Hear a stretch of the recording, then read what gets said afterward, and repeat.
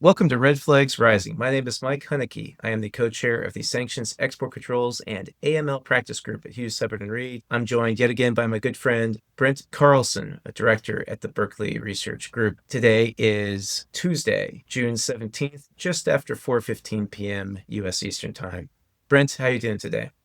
Excellent. Thanks, Mike. Great to be here and talk about the important issues of the day as always. Well, Brent, one issue that we thought would be particularly interesting to our listeners and also very timely is the escalating conflict between Israel and Iran, not only from its geopolitical and military significance, but really from its significance on export controls. Over the last few days, there's literally an explosion of tensions between Iran and Israel. This conflict has really escalated in recent days. President Trump is weighing whether or not the United States is going to get involved. No matter what's going to happen at the end of the day, there's going to be fallout in terms of impact on global companies in terms of export controls and sanctions. There was a really good article that the Dow Jones Risk Journal put out just a couple days ago. It was on Friday, June 13th, just after Israel and Iran started to exchange fire. It talks about risks for companies coming out of this. Again, no matter where this conflict is going to end, this is going to have a broad fallout. It's good to explore that a little bit. There's some really great quotes in this article, including quotes from yourself. It's important to unpack key areas that companies and their legal and compliance teams should pay attention to. Richard Vanderford, one of the authors of the article, he's done a lot of interesting work focusing on some of the unanticipated or unexpected consequences of export controls and sanctions. The angle here that I thought was particularly interesting from the perspective of companies is, well, what's going to happen next? Israel has just destroyed equipment, ballistic missiles, presumably things related to ballistic missiles, things related to the nuclear program sites that they're targeting. We're going to see Iran try to replace this. This is exactly what happened after the October airstrikes by Israel targeting Iran's ballistic missile production. Companies who produce dual-use items, some of which may not really anticipate that they are going to be on the front lines of the conflict in the Middle East, need to be prepared for what will seem as amazing business opportunities that will come to their attention. The greatest risk from this conflict is not some new controls that might be put in place and not new sanctions, because I think those have been essentially exhausted as to Iran itself, but too good to be true opportunities, amazing opportunities where somebody wants an item, somebody wants parts or service on an urgent basis. They're willing to overpay for it. They are willing to waive any warranty over the services or over the equipment. It will sound like an amazing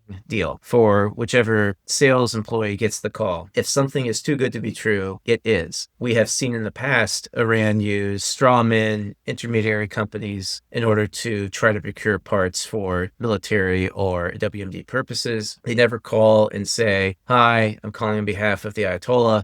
We need this machine," or "we need X," right? It's somebody who is in maybe a NATO country, especially like Turkey. Maybe it's somebody in the United States. Recently, there was a case of a gentleman named Ray Hunt in Alabama, who in February was sentenced to 5 years in prison because he was actually procuring tools for the Iranian regime. He said that companies in the UAE were the end users of his equipment. Well, trading companies in the UAE are not end users. They're never end users of anything. Their whole business is to be trading companies. So if you see something that has an FZE after it or a GTC in the company name, maybe it's a legitimate distributor or reseller. But before you sell something to that person or that entity around any type of conflict like what we're seeing now in the Middle East, be very careful about it and be sure that you can document for the United States government, if they come asking you about it, why you thought this distributor or this reseller was legitimate and that they weren't going to just pass it on, whether it's to Iran directly from them or through China or through some other place. It puts a little bit of an additional burden on companies, but you do not want to be in a situation 3 months from now, 4 months from now, when you have the Bureau of Industry and Security, maybe with the Federal Bureau of Investigation in tow,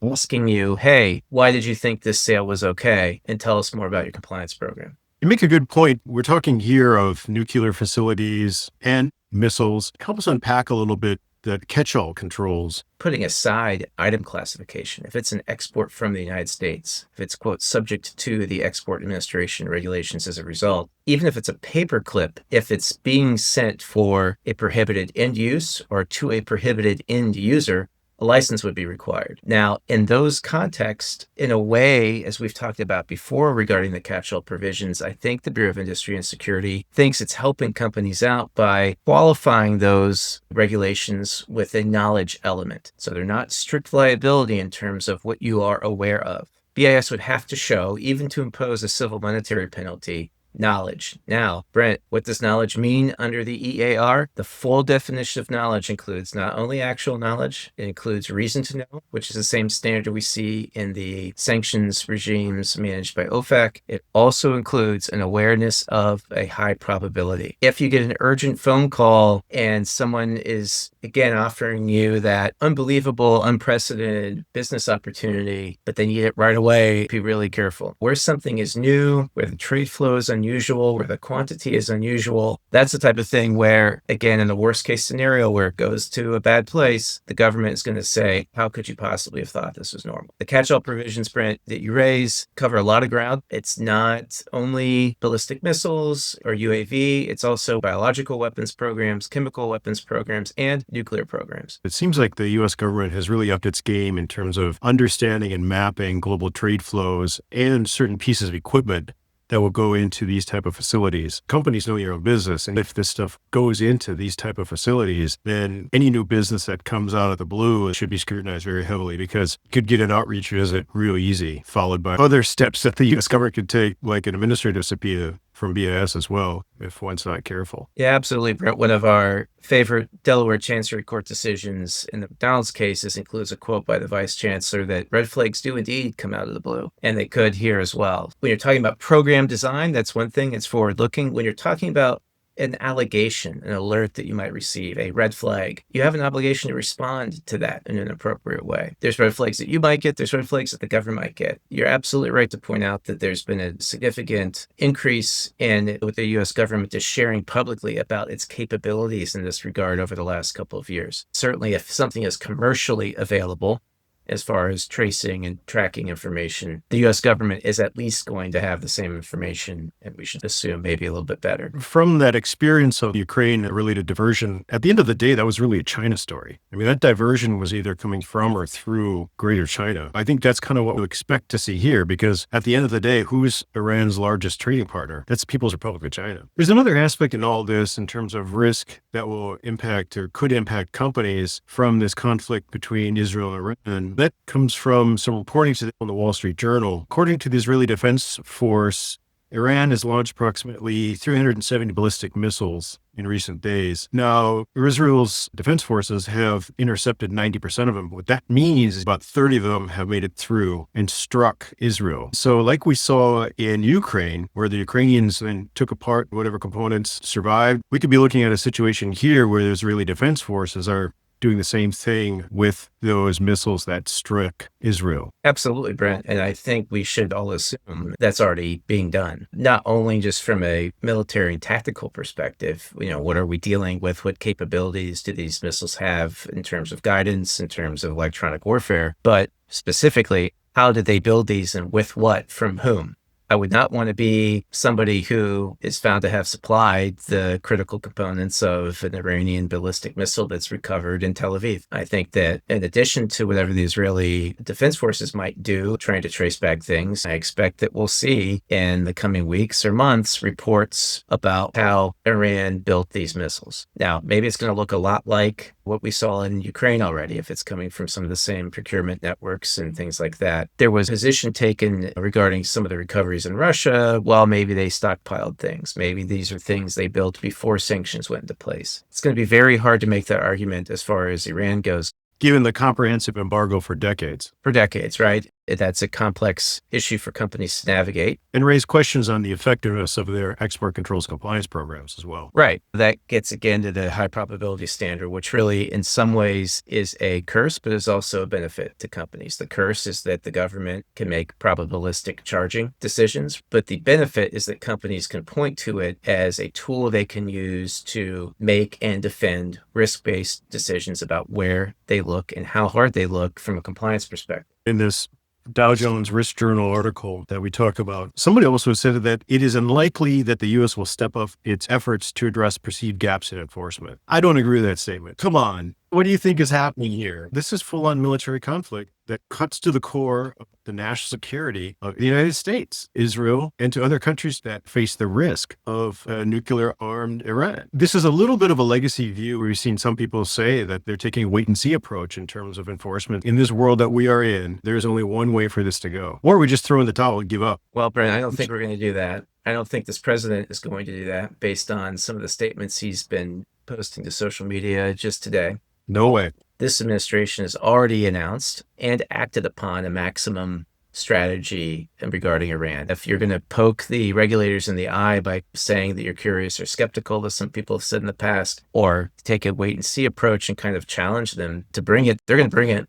This is not the world it was 15 years ago. It's totally different. There are so many levers that haven't been pulled that could be pulled, including, frankly, the high probability standard. We saw in the America First trade policy, the president ask the secretaries of state and commerce to give him a report on what are the loopholes and how we close them. You and I have talked about how a lot of times those loopholes aren't really loopholes. And so the closing of the loopholes does not require regulatory action by BIS, certainly not legislative action by Congress. If the Bureau of Industry and Security and its Office of Export Enforcement think there's a perception that there's a gap in enforcement and that that's having a national security impact either directly on the United States or on our friends and allies, I expect them to rise to the challenge of bringing enforcement action on that point. This administration has made a public commitment to dismantle Iran's nuclear program. The president has called for Iran initially to come back to the table, or more recently to abandon its nuclear program. I don't think we should anticipate, and I certainly wouldn't suggest to companies that they anticipate that there's a lack of will on the part of the administration to do whatever it thinks it needs to do to promote these policy objectives.